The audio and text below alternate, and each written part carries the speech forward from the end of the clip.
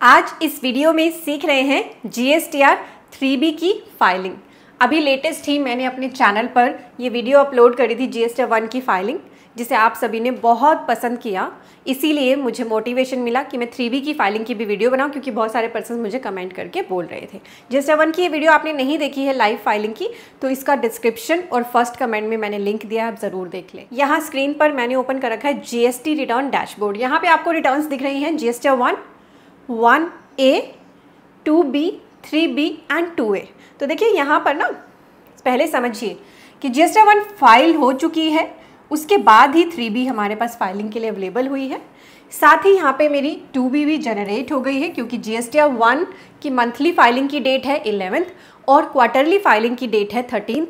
इसके बाद हमारी 2B 14th के बाद जनरेट होती है। IMS डैशबोर्ड आपके पास एक्टिव रहता है, आप उस पर एक्शन ले सकते हैं। हमारे पास बीच में, इन दोनों के बीच में 3B और 1 के बीच में एक रिटर्न होती है GSTR 1 है। ये तब तक एक्टिव रहती है जब तक आप 3B नहीं भर देते।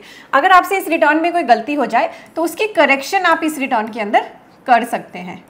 ठीक है, करेक्शन के लिए हमारे पास 3B होती है। और पहले हम 2A के साथ रिकन्सिलेशन किया करते थे, अब हमारा सारा का सारा ITC GSTR 2B बेस्ड है। तो 3B भरने से पहले आपको मेक श्योर करना है कि आपने GSTR 1 की फाइलिंग करेक्टली कर दी हो, कोई भी गलती हो तो GSTR 1 से ठीक कर लिया हो, और यहाँ से अपना 2B डाउनलोड करके इसका रिकन्सिलेशन कर लिया हो। 2B के अंदर आपका ITC का डेटा होता है, जिसे आपको रिकनसाइल करना है अपने परचेज रजिस्टर के साथ। मंथली आप इसे रिकनसाइल करिए, अगर मंथली रिटर्न भरते हैं, क्वार्टरली भरते हैं तो क्वार्टरली इसे रिकनसाइल करें, बट रिकन्सिलेशन जरूर करें, क्योंकि 3B हमारी रिटर्न ना रिकन्सिलेशन बेस्ड ही है। ऐसा मैं क्यों कह रही हूँ, क्योंकि इसके अंदर बहुत सारा डेटा ऑटो पॉपुलेट है, बहुत सारा डेटा ऑटो पॉपुलेट है। इवन अगर आपका डेटा करेक्ट है ना, तो आप बस फटाफट इसको फाइल कर सकते हैं, ज़्यादा दिमाग भी नहीं लगाना। तो ऑटो पॉपुलेटेड ये हमारी रिटर्न है। GSTR 1 का सेल का डेटा 3B में ऑटो पॉपुलेट हो जाता है, और ये ITC का डेटा 2B का 3B में ऑटो पॉपुलेट हो जाता है। तो इसीलिए हमारे लिए बड़ा इंपॉर्टेंट है कि 3B भरने से पहले हम अपने रिकन्सिलेशन ज़रूर कर लें, सेल के भी और परचेज के भी। ठीक है, देन बात आती है हमारी टैक्स की।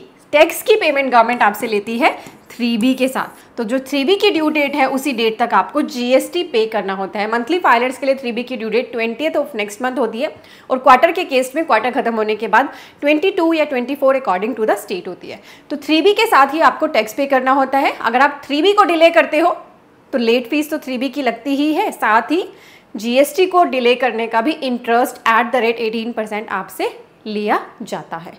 क्लियर हो गया आपको? ये मैंने आपको बेसिक बातें बता दी हैं।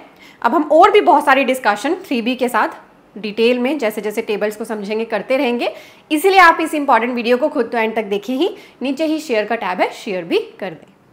आप देख रहे हैं CA गुरुजी, मैं हूँ CA पूजा। स्क्रीन पर हमारी वेबसाइट CAgurujiclasses.com ओपन है। यहाँ पे आपको कोर्सेज़ के नाम दिख रहे हैं। ये सभी कोर्सेज CAgurujiclasses.com पर अवेलेबल है। यहाँ विजिट करेंगे, कोर्सेज एंड कॉम्बो कोर्सेज के टैब से अपने हिसाब से कोर्सेज को पिक करें, ताकि आप अपनी जॉब पर हाई पोजीशन पा सकें, खुद की प्रैक्टिस को शुरू और ग्रो कर सकें। और अगर आप डेली फ्री में अपडेट रहना चाहते हैं, तो हम हमारे टेक्स्ट अपडेट्स के टैब के अंदर फ्री आर्टिकल्स पब्लिश करते हैं, क्योंकि टेक्स्ट में डेली इंपॉर्टेंट अपडेट्स आते ही रहते हैं। आप डेली विजिट कर सकते हैं CAgurujiclasses.com। देखिए, जैसे ही हम 3B को ओपन करते हैं, हमारे पास सबसे पहला मैसेज आता है कि हमारे पास 2B जनरेट हो गई है, GSTR 1 फाइल हो गई है। तो मेक श्योर करें आपका सारा डेटा जनरेट हो गया हो। और सबसे पहले इसमें एक मैसेज दिया जाता है इंपॉर्टेंट। आपको लगेगा कोई एरर है, ये एरर नहीं है। इसमें बोला जा रहा है 3B की जो ये टेबल है ना 5.1, ये डिमांड करती है आपसे इंटरेस्ट एंड लेट फीस की। ये सभी के लिए एप्लीकेबल नहीं होती है, उनके लिए एप्लीकेबल होती है जिन्होंने या तो 3B को डिले किया है पिछले पीरियड्स की, जिसकी वजह से लेट फीस भी एप्लीकेबल हो गई, और इंटरेस्ट ऑन GST। देन यहाँ पे हमारे पास ना सिस्टम जनरेटेड 3B भी है। तो यहाँ पे हम क्लिक हेयर करके सिस्टम जनरेटेड 3B को भी डाउनलोड कर सकते हैं। तो 3B डाउनलोड करने से पहले मेक श्योर करें अपने पास GSTR 1 जो आपने फाइल कर ली है वो डाउनलोड कर लें, ताकि आप सेल को यहाँ से मैच कर सको। बाहर तो आपको टैक्सेस दिखते हैं, जैसे IGST दिख रहा है, यहाँ पे CGST दिख रहा है और SGST दिख रहा है, यानी जो ये टैक्स ब्रेकअप है ये आपको गवर्नमेंट को पे करना है। तो अगर आप 3B को डिले करते हो, दैट मीन्स आपने इस टैक्स को डिले कर दिया है, जिसके ऊपर फिर आपको इंटरेस्ट देना पड़ता है। क्लियर है आपको? लॉजिक क्लियर हो रहे हैं? मैं आपको बहुत ही ईजी लैंग्वेज में यहाँ समझा रही हूँ। तो हमारी सबसे पहली टेबल है tax on outward and reverse charge inward supply. तो टेबल नंबर 3.1 के अंदर डेटा ऑटो पॉपुलेट होगा आपकी GSTR 1 और 1A से। साथ ही इसके अंदर आपकी एक परचेज की एंट्री भी आती है, ऐसी परचेज जिस पर RCM में आपने टैक्स पे करना है। ठीक है, हम इसको ओपन करते हैं। ये आ गई हमारे पास टेबल 3.1.1।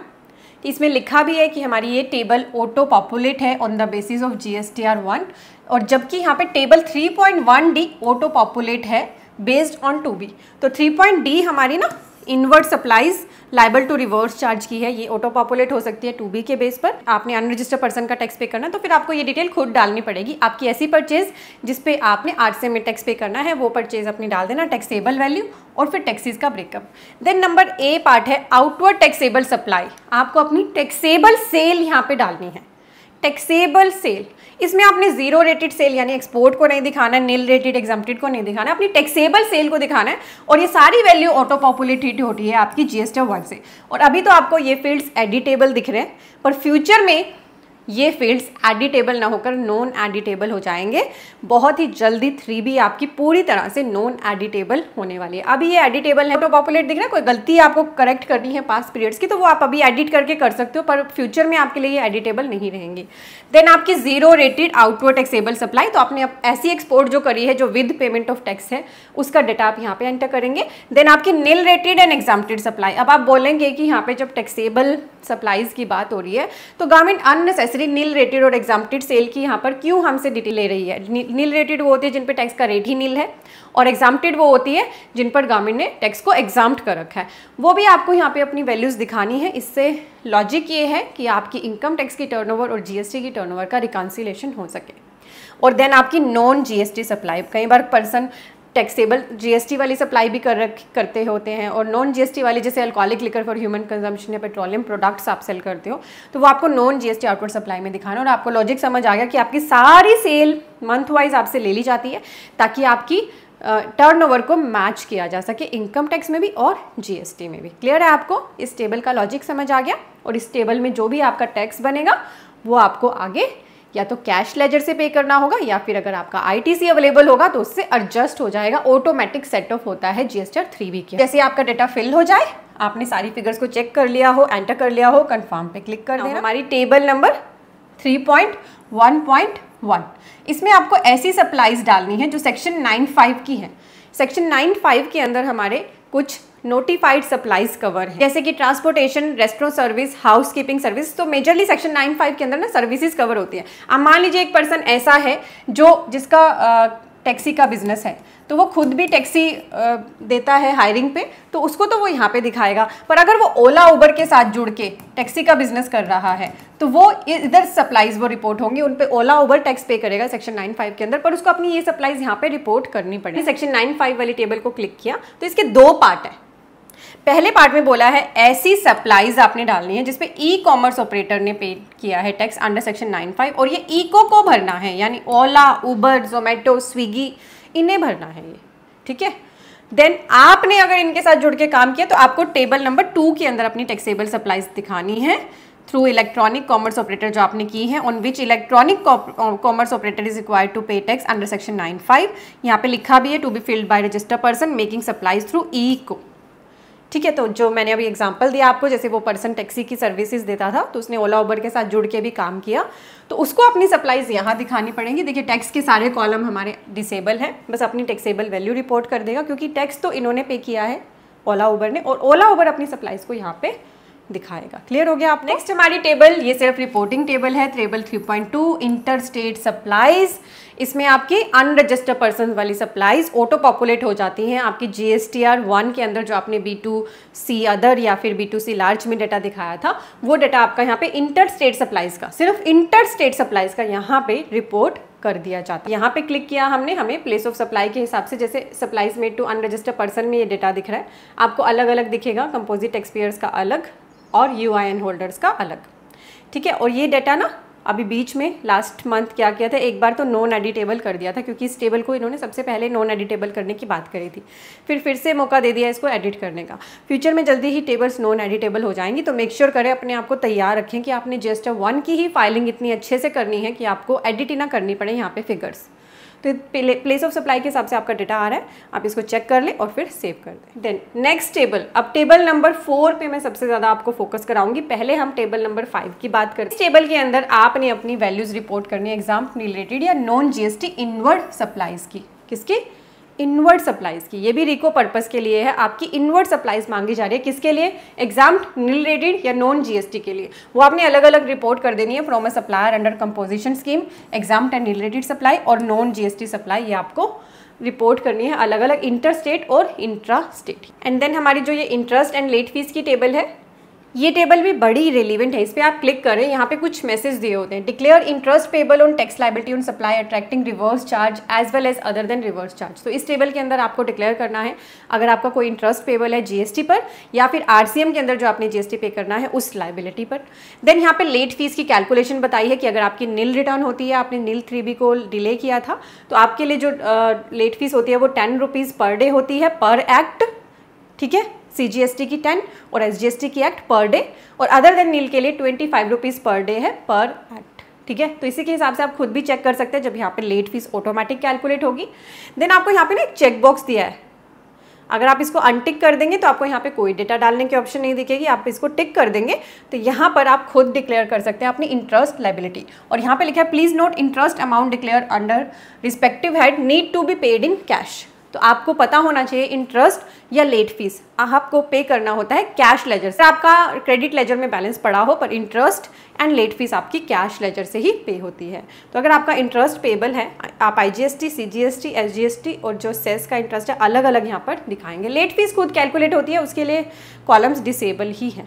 जैसे ही डाल दें तो कंफर्म पे क्लिक कर देना। यहाँ पे एक टैब भी है रीकम्प्यूट इंटरेस्ट, कंप्यूट खुद होता है, रीकम्प्यूट करके आप कंप्यूट भी कर सकते हैं। यहाँ पर अपने आप कैलकुलेट हो जाता है, रिक्वेस्ट फॉर रिकम्प्यूटेशन जैसे मैंने किया, द इंटरेस्ट हैज़ बिन रिकम्प्यूटेड, तो जो भी इंटरेस्ट होगा वो यहाँ पे रिकम्प्यूट हो जाता है, ठीक है। अभी इस केस में कोई इंटरेस्ट नहीं है तो मैं आपको दिखा नहीं पा रही हूँ, अगर होता तो खुद ही कंप्यूट हो जाए। अब हमने सारी टेबल्स डिस्कस कर ली, अब हम फोकस करेंगे हमारी टेबल नंबर 4। टेबल नंबर 4 पे फोकस सिर्फ टैक्स पेयर्स का ही नहीं, गवर्नमेंट का भी है, क्योंकि गवर्नमेंट के पास आपकी आउटवर्ड सप्लाई से तो टैक्स आता है, पर आपकी परचेज पर आप ITC क्लेम करते हो जो उनकी पॉकेट से जाता है, क्योंकि इस ITC को आप अपनी टैक्स लायबिलिटी से भी एडजस्ट करते हो। तो इस टेबल नंबर 4 के ऊपर गवर्नमेंट का बहुत ज़्यादा फोकस है, बहुत सारे चेंजेस इसमें ऑलरेडी हो चुके हैं। तो टेबल नंबर 4 के अंदर जो ऑटो ड्राफ्टेड वैल्यूज़ होती है 2B से, वो बताई है टेबल नंबर 4A के 1 में, 3 में, 4 और 5, यहाँ पे वैल्यूज़ आपकी ऑटो पॉपुलेट होती है। इंपोर्ट ऑफ सर्विस का ITC आपको खुद डालना होता है, ठीक है। देन टेबल नंबर 4D2 भी आपकी खुद ही ऑटो पॉपुलेट होती है, जो आपका इनएलिजिबल ITC होता है सेक्शन 16(4) की कंडीशन की वजह से, या फिर ITC restricted due to place of supply rule. इस टेबल के अंदर ना बहुत सारे पर्सन्स बहुत ज़्यादा मिस्टेक करते हैं। क्या होता है, जैसे यहाँ पे डेटा ऑटो पॉपुलेट हो रहा है IGST में 44,000, यहाँ पे 6,539 एंड इतना ही SGST के अंदर। बहुत सारे पर्सन बस ठीक है डेटा आ गया ऑटो पॉपुलेट हो गए, बस 3B इसी के साथ फाइल कर दी। नहीं, इस डेटा को आपने रिकनसाइल करना है अपने 2B से, चाहे वो इस टेबल में आ रहा है या आपके और भी टेबल्स में आ सकता है, जैसे गुड्स के केस में आ सकता है। Inward supplies liable to reverse charge, ऐसे पर्सन जो GST में रजिस्टर्ड है पर उनकी सप्लाई RCM में कवर है, तो वो जैसे अपनी GST 1 में रिपोर्ट करेंगे 2B के थ्रू आपके 3B में आ जाएगा। और अगर आपने कोई और रिवर्स चार्ज की भी लाइबिलिटी पे करनी है तो आप इस फिगर को एडिट करके फिर डाल सकते हो, ये भी आपको खुद करना होता है carefully. Inward supplies from ISD और ऑल अदर ITC, इनके अलावा जितना भी ITC है वो इस टेबल में चला जाता है। अब हो सकता है जो मेरे पास 44,000 का क्रेडिट दिख रहा है, इसके अंदर मेरे पास ब्लॉक्ड क्रेडिट भी हो सेक्शन 17(5) का। मान लीजिए 40,000 का तो मेरा ब्लॉक्ड ही क्रेडिट है, IGST मेरा 40,000 का ब्लॉक क्रेडिट है, तो क्या मुझे इसे एज इट इज़ फाइल कर देना चाहिए? नहीं, जो मेरा ये ब्लॉक क्रेडिट है 40,000 का, मैं इस टेबल के अंदर दिखाऊंगी, क्योंकि टेबल A मेरी ITC अवेलेबल की होती है, टेबल B मेरी ITC रिवर्सल की होती है, नीचे जाओगे टेबल C मेरी A-B दिखा देती है। तो मैं अगर यहाँ पे 40,000 रिपोर्ट करूँगी, जैसे मैं यहाँ 40,000 एंटर कर देती हूँ, देखिए मेरा नेट अवेलेबल ITC 4,000 यहाँ पर बचेगा। तो बहुत सारे पर्सन ना गलती कर देते हैं, बहुत सारे पर्सन ये रिपोर्टिंग करते ही नहीं है। जो ITC अवेलेबल दिख रहा है उसको फटाफट क्लेम कर लिया कि चलो 3B में तो जितना आ रहा है हम उतना ले लेते हैं, हमें क्या फ़र्क पड़ता है। नहीं, आपको जो हमारे रूल हैं इनपुट टैक्स क्रेडिट लेने की एलिजिबिलिटी कंडीशंस है उसी के हिसाब से अपना ITC लेना है। सेक्शन 16 को भी कंप्लाई करना है, उसके रूल्स को भी कंप्लाई करना है, सेक्शन 17(5) ब्लॉक क्रेडिट को भी कंप्लाई करना है। 8, 42, 43 जो हमें बोलता है कि एग्जाम सप्लाईज का जो इनपुट टैक्स क्रेडिट है वो आप रिवर्स करो, कैपिटल गुड्स के केस में भी, इनपुट्स के केस में भी। 17(5) के हिसाब से जो आपका ब्लॉक क्रेडिट है उसको आप यहाँ पे रिवर्स कर दो, तो यहाँ पर तो आपका पूरा अवेलेबल ITC आ जाएगा। नीचे आप जो भी आपका क्रेडिट अलाउ नहीं है उसको यहाँ डाल दें, और इन रूल्स के अलावा जो आपका ITC रिवर्स कर रहे हैं आप, वो आप नीचे डाल दें। देन आपका ITC अवेलेबल आ जाएगा। नाउ अब अगर आपका ऐसा आईटीसी है जो आप रिक्लेम कर रहे हैं which was reverse under table 4B2 in earlier tax period, वो आपको यहाँ पे दिखाना है। तो अब इन टेबल्स का लॉजिक समझिए। 4B1 हमारी ऐसी टेबल्स है जिसमें आप ऐसा आईटीसी रिवर्स कर रहे हो, ऐसा आईटीसी रिवर्स कर रहे हो जो आगे आप रिक्लेम नहीं कर सकते, तो ये रिस्ट्रिक्टेड आईटीसी है, इसको आप रिक्लेम नहीं कर सकते। ठीक है, यहाँ पे आप ऐसा आईटीसी डालोगे जिसको आप फ्यूचर में भी कभी भी क्लेम नहीं कर सकते, और यहाँ पे आप कौन सा आईटीसी डालोगे जिसको आप ऐसा आईटीसी रिवर्स करोगे यहाँ पे जिसको आप फ्यूचर में रिक्लेम कर सकते हो, जो रिक्लेमेबल है। जैसे कि रूल 180 डेज वाला जो हमारा रूल है, 180 डेज की कंडीशन की वजह से आपने पहले आईटीसी को रिवर्स किया और फ्यूचर में जब पेमेंट कर दोगे तो आप उस आईटीसी को ले लोगे। या फिर आपने कोई गुड्स बाय करी हैं, अभी वो गुड्स इन ट्रांजिट है, गुड्स आपको रिसीव नहीं हुई हैं, पर आपके सप्लायर ने उसको GST 1 में दिखा दिया, इसलिए आपके 2B में आ गया। तो ये आपके लिए तो गुड्स इन ट्रांजिट है ना, आप इसको अभी क्लेम नहीं करोगे, जैसे ही वो goods and services next month में आपको रिसीव हो जाएंगे, आप उसको क्लेम करोगे। तो जब आप उस आईटीसी को रिवर्स करोगे तो यहाँ पे दिखाओगे, मान लो ये 5,000 का अमाउंट है इस महीने, तो आपने इसको रिवर्स कर दिया। नेक्स्ट मंथ आप इसको लेने के लिए एलिजिबल हो गए, तो आपको यहाँ पर भी उसको क्लेम तो कर ही लेना है। यहाँ पर मान लो ऑल अदर आईटीसी में 5,000 यहाँ पे ऐड कर देना है, जो भी आपका उस मंथ का आईटीसी है उसमें, और यहाँ पर भी बता देना है ITC reclaimed which was reversed under table 4B2 in earlier tax period. क्योंकि यहाँ पर जो भी आप चीज़ें बता रहे हैं ना, इनमें से अब काफ़ी सारी चीज़ों के लेजर बने हुए हैं। आईटीसी रिक्लेम्ड का आपका लेजर है जिसमें आपका पोर्टल जो है पूरा हिसाब किताब रखता है। बहुत सारे पर्सन इस टेबल के अंदर गलती करते हैं। मैंने इस टेबल की, जो टेबल नंबर 4 है, जब इसमें चेंज हुआ था, इसकी डिटेल्ड वीडियो बनाई थी, बहुत सारे मैंने पॉइंट्स इसके अंदर डिस्कस किए थे, जिसको मैं लिंक करके दे रही हूँ फर्स्ट कमेंट और डिस्क्रिप्शन में, आप उसको ज़रूर देखना। उसमें मैंने और भी इससे, अभी तो मैंने आपको बहुत ब्रीफ में बताया, मैंने बहुत डिटेल में वहाँ पे डिस्कशन किए, इससे आपके और भी ज़्यादा पॉइंट्स क्लियर हो जाएंगे। तो ये आपकी टेबल नंबर 4 बहुत रिलेवेंट है, इसमें गलती करना यानी कि अपने पैर पे खुद कुल्हाड़ी मारना। क्योंकि अगर आप आईटीसी ज़्यादा क्लेम कर लेते हो, मतलब यहाँ ये 44,000 का क्रेडिट मेरे लिए एलिजिबल ही नहीं था, एलिजिबल था सिर्फ 4,000 का, और मैंने पूरा क्लेम कर लिया मान लो 44,000 का, तो होगा क्या, अगर मैं इस पूरे 44,000 को यूटिलाइज़ कर लूँगी, जो 40,000 मेरे एलिजिबल ही नहीं था उसको यूटिलाइज़ कर लूँगी, तो आगे जब डिपार्टमेंट इसको पकड़ेगा तो मुझे उस पर इंटरेस्ट भी देना पड़ेगा। यूटिलाइज़ करने पर ये अब इंटरेस्ट एप्लीकेबल होता है, इस बात का ध्यान रखिए। अगर आपके आईटीसी लेजर में ही पड़ा हुआ है या आपने अवेल कर लिया, अभी आपने इलेक्ट्रॉनिक क्रेडिट लेजर में ही पैसा पड़ा है, उसको यूटिलाइज़ नहीं किया, तो फिर इंटरेस्ट की लायबिलिटी नहीं आती है। बट आपको बहुत ही केयरफुली यहाँ पे अपना आईटीसी अवेल करना है, इसलिए आपके रिकन्सिलेशन बड़े इंपॉर्टेंट हो जाते हैं। GSTR 2B रिकन्सिलेशन का कोर्स ना CAGurujiclasses.com पर अवेलेबल है, यहाँ आप देख सकते हैं। आप हमारी वेबसाइट पर कोर्सेज सेक्शन में आएंगे, बिल्कुल एंड में इसी पेज पर आपको मिल जाएगा। आपको अगर रिकन्सिलेशन नहीं करना आता तो बहुत ही मिनिमम कॉस्ट पर हमने आपको अवेलेबल कराया, आप अपने खुद रिकन्सिलेशन करने से अच्छा किसी चीज़ को सीख लिया जाए। तो यहाँ पर मेरा मेन फोकस इसी टेबल पे था कि आप इसमें गलती ना करें, अच्छे से गो थ्रू करके रिकन्सिलेशन के बाद ही अपना डाटा यहाँ पे एंटर करें। अब आप जैसे ही अपना डाटा इसके अंदर डाल लें, यहीं पर स्टेप्स लिखे भी हुए हैं, वैसे सिंपल है। सिस्टम जनरेटेड 3B डाउनलोड करना चाहे वो यहाँ पे ऑप्शन है। डाटा डालने के बाद सेव 3B पे क्लिक कर लें। जैसे 3B को सेव कर लेंगे तो यहाँ पर आपके सामने कुछ ही देर में प्रोसीड टू पेमेंट का टैब एक्टिव हो जाएगा। जैसे यहाँ पे एक्टिव हो, तो जैसे ही मैंने क्लिक किया पेमेंट ऑफ टैक्स वाले टैब पर, तो अब मुझे ना लेजर्स दिखने शुरू हो गए। ये लंबा पेज है, काफ़ी नीचे स्क्रॉल डाउन करके आपको जाना पड़ेगा। यहाँ पे सबसे पहले दिखाया जा रहा है cash available as on date and ITC available considering ITC of current period are showing in this table. तो as on date cash ledger में मेरा कितना बैलेंस पड़ा है, जैसे इस केस में इंटीग्रेटेड टैक्स के अंदर 1539 कैश लेजर में पड़ा है। देन आगे जाऊंगी मैं तो क्रेडिट लेजर के अंदर मेरा इस मंथ का इंक्लूड करके जो इस मंथ का बैलेंस है वो मुझे दिखाया जा रहा है। ये करंट मेरा स्टेटस है। यहाँ पे बहुत सारे मैसेज भी लिखे होते हैं, आप इनको पढ़ सकते हैं। Now this is very important. अब आपने जो अपनी 3B तैयार की है उसके बेसिस पर आपका नेट टैक्स पेबल दिखाया जा रहा है। आपका जो RCM का टैक्स है वो हमेशा कैश लेजर से आपको पे करना पड़ेगा, इसीलिए आपका टैक्स 2 पार्ट्स में डिवाइड हो जाता है।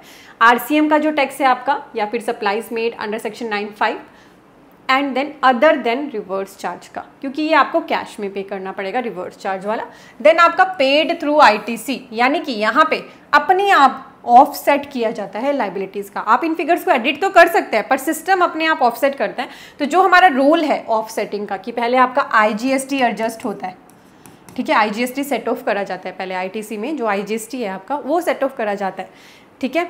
देन आपका CGST और SGST यूज़ किया जाता है। CGST को SGST से और SGST को CGST से आप सेट ऑफ नहीं कर सकते। इस तरह के ऑलरेडी इस पर चेक सिस्टम पे लगे होते हैं, तो वो ऑफसेट रूल जो है उसके हिसाब से ही सिस्टम में सारा ऑफसेटिंग होती है। कोई आपको लगे कि ऑफसेटिंग गलत है तो आप खुद भी एडिट कर सकते हैं। वैसे यहीं पर खुद ही ऑटोमेटिक ऑफसेट हो जाता है। स्क्रॉल करके आगे जाएंगे तो यहाँ पे आपको बता दिया जाएगा कि आपका कितना कैश लेजर में पेमेंट होना है, रिवर्स चार्ज में कितना होना है, interest to be paid in cash, late fees to be paid in cash, utilise cash balance and additional cash required आपको यहाँ दिया होता है। तो इस केस में तो कोई एडिशनल कैश रिक्वायर्ड आ नहीं रहा। अगर आएगा तो आपको यहाँ से क्रिएट चालान की ऑप्शन मिलेगी। आप यहाँ पे क्रिएट चालान करके पेमेंट कर देना।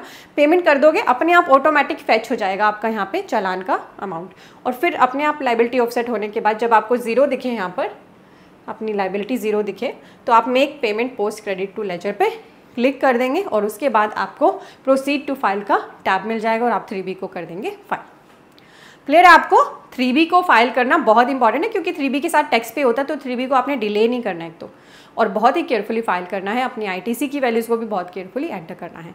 इस इंपॉर्टेंट वीडियो से आपने 3B फाइलिंग को खुद तो समझा ही है। नीचे ही शेयर का टैब है, शेयर भी ज़रूर करें। मेक श्योर करें टैक्स में अपडेटेड रहने के लिए हमारे चैनल के साथ जुड़े। शेयर टैब के साथ ही आपको सब्सक्राइब टैब दिख रहा है, इस पर क्लिक कर ले, ये आपके लिए बिल्कुल फ्री है। इससे आप हमारी वीडियोस चैनल पेज पर आकर जो हम अपलोड कर चुके हैं उन्हें देख सकते हैं, चाहे वो लॉन्ग वीडियो है या शॉर्ट वीडियो है। और यहाँ पे बेल आइकन प्रेस कर लेंगे तो आप हमारी आने वाली वीडियोस की नोटिफिकेशन मिलेगी, जिससे आप कोई भी इंपॉर्टेंट अपडेट मिस नहीं करेंगे। आप मुझे इंस्टाग्राम पर भी फॉलो कर सकते हैं, आपको मेरी इंस्टा ID स्क्रीन पर दिख रही है। Thank you so much. Type करें CAGurujiClasses.com, आपके सामने यही वेब पेज आएगा। यहाँ पर आपको कोर्सेज एंड कॉम्बो कोर्सेज के टैब दिख रहे हैं। हमारे इस वेब पेज पर आपको GST, income tax, accounting, automation of balance sheet, MSME, TDS के इंपॉर्टेंट कोर्सेज मिलते हैं। यहाँ आपको सभी कंसोलिडेटेड कोर्सेज दिख रहे हैं। तो आप अपनी प्रैक्टिस करने के लिए या जॉब में हायर पोजीशन पाने के लिए इन कोर्सेज का बेनिफिट लें। कोर्सेज सेक्शन में आएंगे तो आपको ये दो तरह के थंबनेल दिख रहे हैं, एक येलो कलर के वर्ड्स में और एक ये ब्लैक थंबनेल दिख रहा है। ब्लैक थंबनेल की वैलिडिटी लाइफ टाइम है, और जो अदर येलो कलर के कोर्सेज उनके लिए कुछ हमने लिमिटेड वैलिडिटी पीरियड लिखा है। तो आपने कन्वीनियंस अपनी देखनी है कि आपको लिमिटेड टाइम में ही कोर्स को कवर करना है, तो लिमिटेड टाइम के कोर्स ले लीजिए। आपको लगता है कि मेरे पास इतना टाइम नहीं होता, तो लाइफ टाइम अगर मेरे पास अवेलेबल रहेंगे लेक्चर्स तो मेरे लिए कन्वीनियंट रहेगा, तो आप अपने हिसाब से कोर्स को बस पिक करें, उस पर क्लिक कर लें, यहाँ आकर उसका पूरा करिकुलम रीड कर लें, ताकि आप देख सकें क्या क्या कवरेज हमने इसमें कर दी है और क्या आपकी नीड को ये सेटिस्फाई कर रहा है। ऐड टू कार्ट पे क्लिक करके जैसे आप अमेजन फ्लिपकार्ट से शॉपिंग करते हैं वैसे ही आपको शॉपिंग करनी है। आपका यहाँ पे लॉगिन भी क्रिएट हो जाएगा और इसी वेब पेज पर लॉगिन करके आप हमारी कोई भी कोर्स जो लेते हैं लर्निंग उनको कर सकते हैं। ये रिकॉर्डेड लेक्चर्स होते हैं। और हमारा जो ये ऑटोमेशन ऑफ बैलेंस शीट का कोर्स है ना, इसमें हमने आपको आधे से ज़्यादा एक्सेल भी सिखा दिया। आपकी बैलेंस शीट तो ऑटोमेट हो ही रही है, एक्सेल की भी आपकी नॉलेज इस कोर्स को लेने से बहुत ही बढ़ जाएगी। ये हमारा मोस्ट पॉपुलर कोर्स है। और आप यहाँ पे एक FAQ का टैब है, इस FAQ टैब में आएंगे तो आपको वीडियोज़ यहाँ पर मिल जाती हैं how to join the course की। आप वीडियोज़ देख लें, एंड हाउ टू ये वीडियो है, ये वीडियो जिस पे लिखा है, and how to access the course. इन दोनों वीडियो को देखने से आपको क्लैरिटी हो जाएगी किस तरह से आपने हमारी वेबसाइट पे आके कैसे कोर्स को बाय करना है और फिर बाय करने के बाद कैसे देखना है। तो CA गुरुजी कोर्सेज के लॉन्च किए हुए इन इंपॉर्टेंट कोर्सेज का बेनिफिट ज़रूर लें और अपने और भी फ्रेंड्स को अवेयर कर दें। हमारी वेबसाइट को आप शेयर कर सकते हैं CAGurujiClasses.com।